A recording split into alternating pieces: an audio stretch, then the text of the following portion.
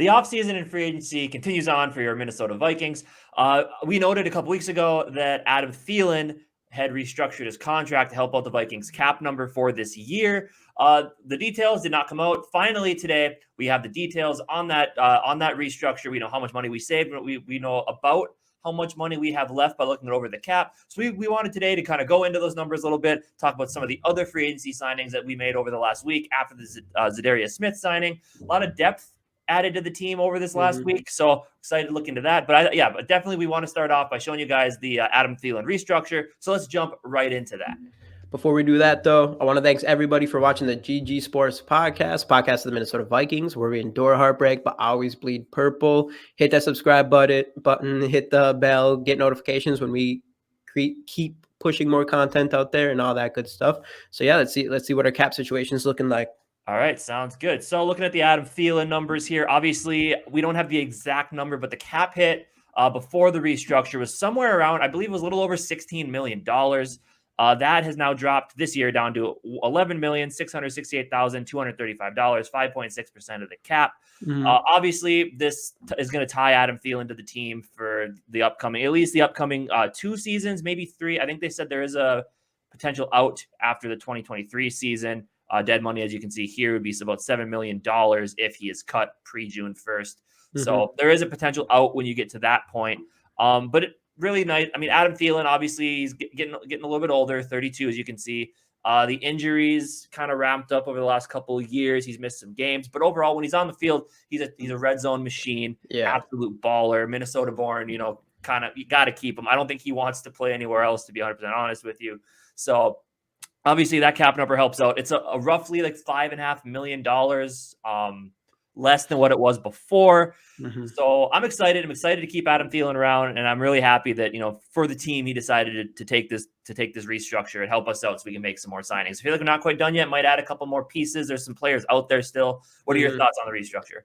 Yeah, I think it's fantastic that he's willing to do that, and you have to think like 11 million or about 12 million cap for this year, 20 next year, or whatever. Adam Thielen still has a lot left in the tank, especially since he's becoming definitely more of that red zone guy. But when you look at the other wide receiver contracts this year, Christian Kirk, to be very specific, he's making 18 to 21 million a year. I don't care what you say. I would take Adam Thielen for the next 2 to 3 years, then pay Christian Kirk that money at the same price tag probably. So when you look at it like that, I mean, it's a huge team-friendly deal, especially for the talent. He's a guy who puts in such hard work and stuff like that. Like, I think he's someone that has a good couple years in the tank here. So I like it a lot. I don't think there's another receiver out there that would be worth us taking and having instead of him if we were thinking of cutting him this offseason. Yeah. And obviously him and Cousins have that chemistry too. So I 100% agree. I mean, the $21 million cap hit in 2024, I think that's probably why you'll see them get out of that deal before they maybe extend him again, depending on how well he's playing. Who really knows? At that point, probably be 35, 36 years old. So he might even be ready to retire at that point. Who really knows? But that's a big number. I think they would do something with that. But it all remains to be seen. But either way, for 2022, in a year which obviously the Wilfs, Kwesi, Kevin O'Connell made it very clear that they wish to be competitive. They know they can be competitive. This keeping Adam Thielen opening cap space for 2022, it makes them more competitive this year. So yeah, they're pushing the term, the competitive rebuild. Yep. Is that what it is? The competitive rebuild. I mean, you gotta like that idea, and we do have the roster for that competitive rebuild. Right. I think a lot of it just we're gonna have to find that young quarterback. I think that will be the next stage for the competitive rebuild. And if we do that right, we can pull. I think the Kansas City Chiefs is such a perfect example of a competitive rebuild. Because they did that with Alex Smith, stayed competitive, and then got Mahomes, and then pushed him in there, and he took over that offense, and they won a Super Bowl. So I really like that idea. But yeah, definitely.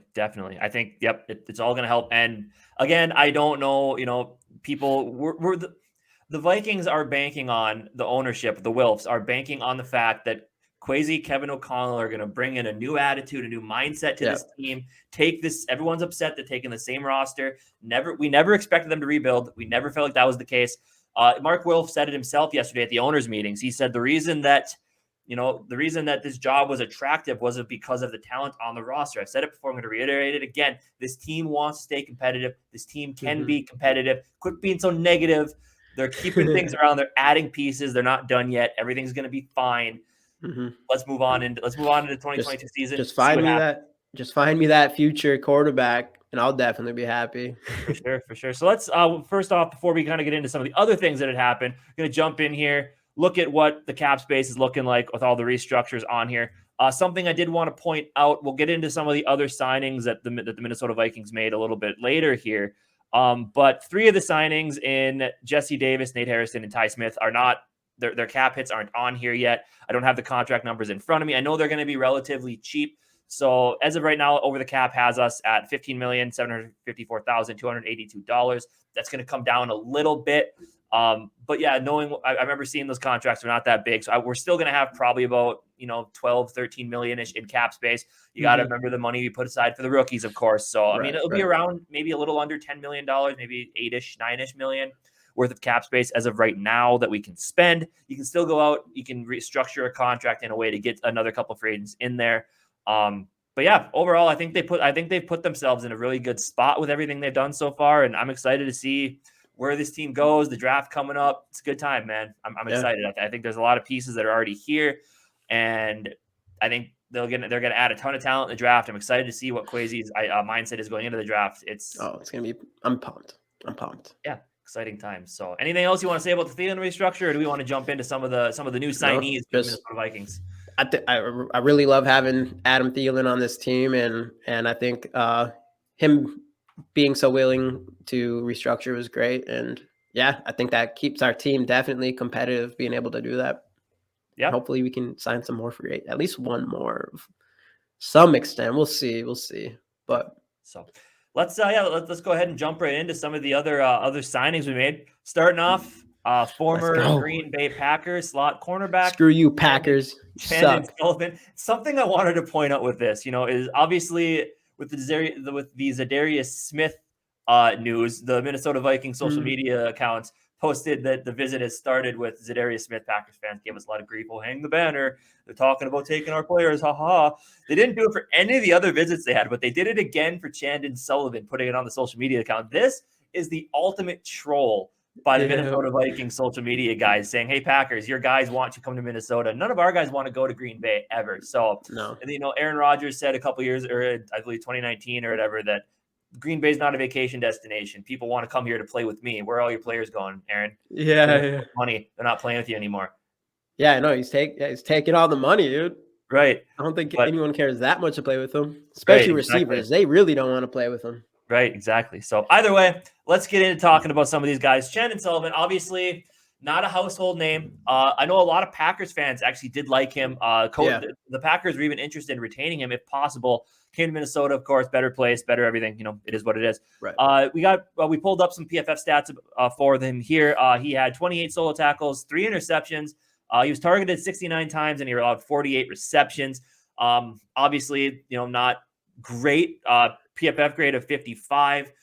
You could see it as a depth signing, but with the way that the cornerback position looks right now, I do think he is probably going to be the incumbent starter at slot, which, obviously the 3 interceptions are nice. The tackles are good. He's not bad. He's a solid slot corner. I'm excited to see what he can do. I think, obviously with Green Bay wanted to keep him, and he started for them. He started multiple games for them the past season. So right. I think it's a good signing, a nice quality cap saving signing where you're not spending too much, but you get a guy who has starter experience. Yeah, exactly. And, like you've already said, that it is nice that that we can stick it to the Packers again. And I know another good thing about him is that he has, just like Zadarius Smith has, is it Patine? Oh, he says Mike Pettin. Yeah. Mike Pettin. Yeah, Mike Pettin. So his old coach and everything like that. And his 3 interceptions are pretty good. And then, like you also said, that the Packers, their fan base seemed to really like him. So that's good news. So it's always nice having that player who the fans like, just because usually they see either the energy maybe comes in when it matters type of things, and a guy that the stats might not matter as much. But I mean, it's exciting. I mean, not only did he want to leave the Packers and not play with Aaron Rodgers, he specifically wants to play against Aaron Rodgers twice a year. Um, I mean, this guy's ready, man. He wants it. He wants all the smoke from the Packers. Right, for sure. And it's another position that you fill. And if someone you like doesn't fall in the draft, or someone you do like gets taken before you can get him, at least you can Right. say you got your slot cornerback with a person who has starting experience. So to me, it's a good signing. It's a value signing. So, obviously not the most exciting thing you'll hear. People were talking about getting some other players in here, like Bryce Callahan was one of them, and Stephon Gilmore. But obviously with the way the roster is right now, I'll give it, if you were going to grade it, what would you grade it? Because I think if it was me, I'll probably give it a C+. I mean, it's nothing too crazy. It's, he's a guy that can come in and start at that slot spot. Is he the guy, our best case scenario there? Probably not. And that's why I won't give him this as high of a grade, but C+ is kind of what I was thinking. I think that's fair. A fair free agency grade there. So jumping over to who we got next here on the list. Okay, we got both of them on here. Perfect. Jesse Davis, we'll start with him on the right side there. Offensive lineman for the Miami Dolphins last season. Came in with the Seattle Seahawks in 2015. Now, this is a guy no one's super excited about. Last year, he had 1,063 offensive snaps, 4 penalties, and 8 sacks allowed. Not what you really want to see. I know he's played multiple positions, so that's one thing.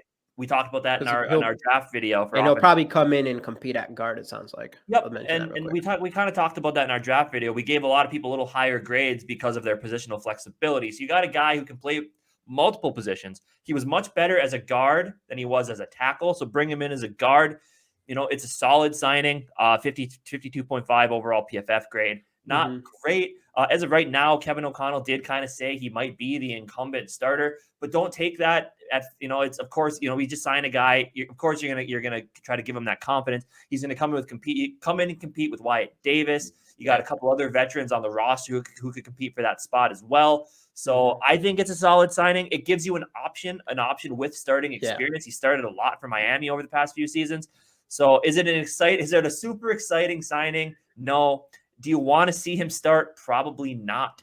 But if you can't find the guy in the draft or free agency, you have a guy with experience. If Wyatt Davis doesn't work out, this is your fallback plan. You toss him out there. It's something. I know listening to O'Connell at the owners meeting, he's really hyping up Garrett Bradbury. Who knows if it's a smokescreen? I don't know exactly what their thoughts are.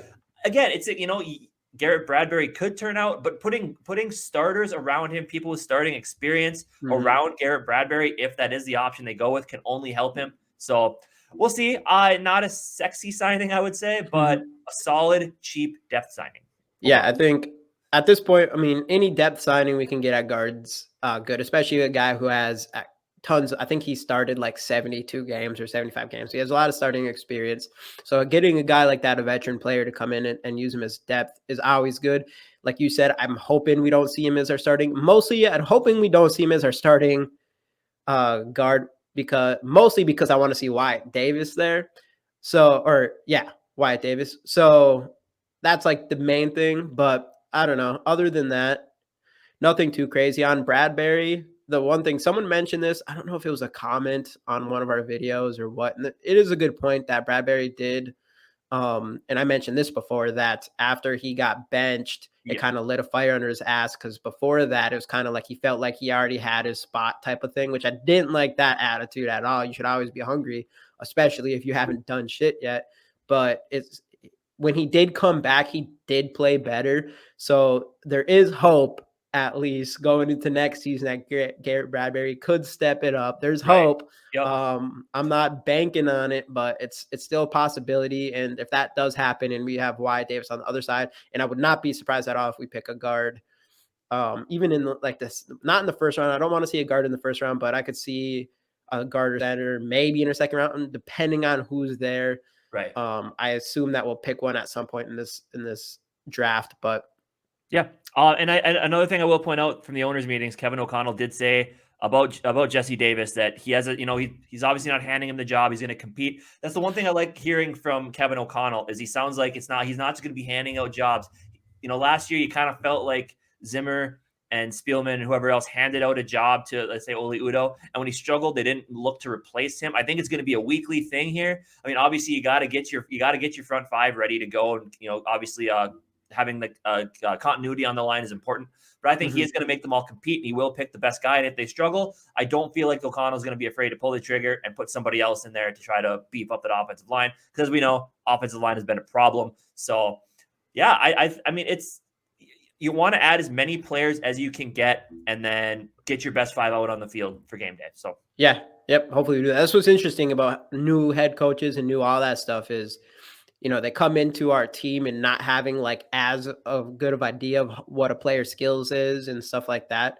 So I think it's good to just bring players in, and, especially with a guy like Wyatt Davis, they're not going to be biased towards him being that third round pick that everybody was excited about, because, they're going to probably come in and really try to pick the best player to play that position. Exactly. So lastly, Nate Hairston. I don't know a ton about him. I believe he played for Denver last year. Looking at his PFF stats, 7 solo tackles, 15 targets, 8 receptions allowed, 73.3 overall grade. So obviously didn't get a ton of run. I don't think he's going to be a starter. I think he's going to be a depth. I think he's a depth signing. Obviously coming from Denver, Ed Donatel has experience with him, and I maybe, probably saw something maybe he can bring over, maybe he can coach him up. It's a depth signing at the end of the day. Nothing super fancy, but at the end of the day, you bring in a guy who has experience, obviously, into a cornerback room that needs a little bit of work as of right now. Cam Dantzler, and Harrison Hand are like and Chris Boyer, like the only 3 guys with any sort of experience on the team right now. Yeah. So it's an option. It's somebody there. Right. It is what it is. Depth. We need the depth. It's good that they know what our weakness is, guard and cornerback, and they're bringing depth at least. But especially at cornerback, we need to figure something out. May that be Patrick Peterson, which I think it probably will, is that we'll re-sign Patrick Peterson. But anything, we have to have we need a starter on that cornerback spot. I don't think going into this, we can't go, even if we get one cornerback in the first round, we can't go into the next year with our first round cornerback. And then, Dantzler is literally the only cornerback that actually should be, unless there's something we don't know about Harrison Hand and Chris Boyd, but is the only one that should be a starter on an NFL team at this point.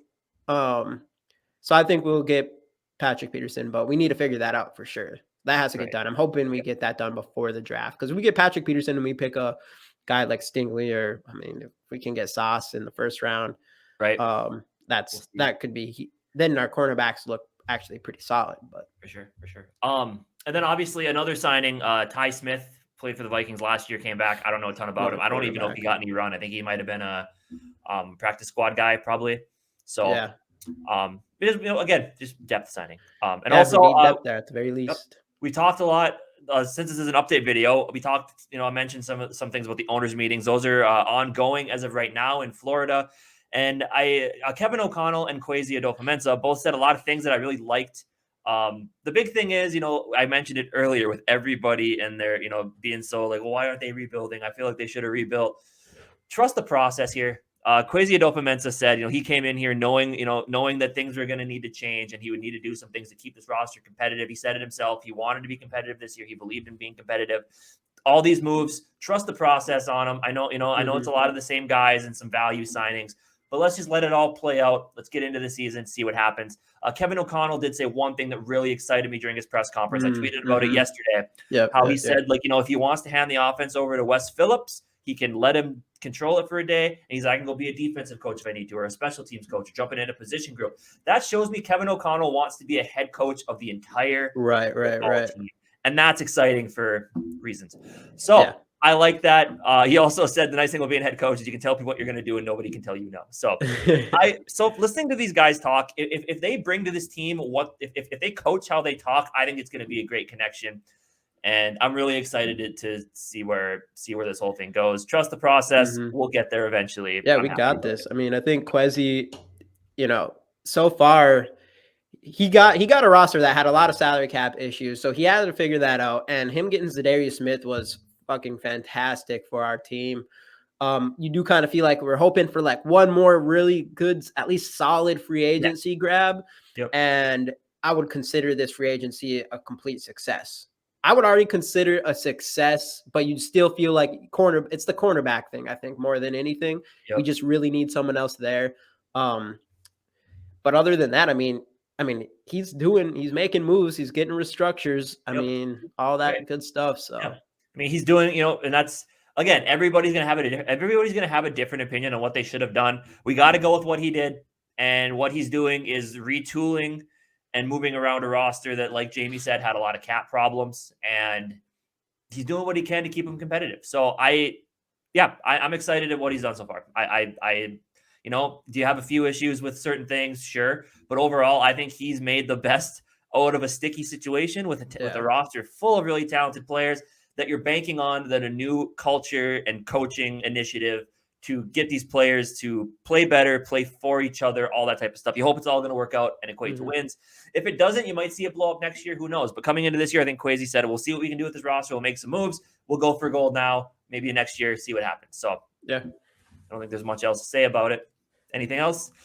I think that's about it. All right, cool. So with that being said, this will do it for this episode of the GG Sports Podcast. If you guys enjoyed, leave a like, subscribe to the channel. Let us know down in the comments what you think of the off-season additions so far, restructures, all that type of stuff. Let us know what you think of the Thielen signing, all the signings we had so far. Let us know that down in the comments. If you want to check out some of our other videos, they'll be right up here for you. Once again, do not forget this, why I said it twice. Subscribe to the channel for more content down the road, and we will see you guys in the next episode. SKOL Vikes.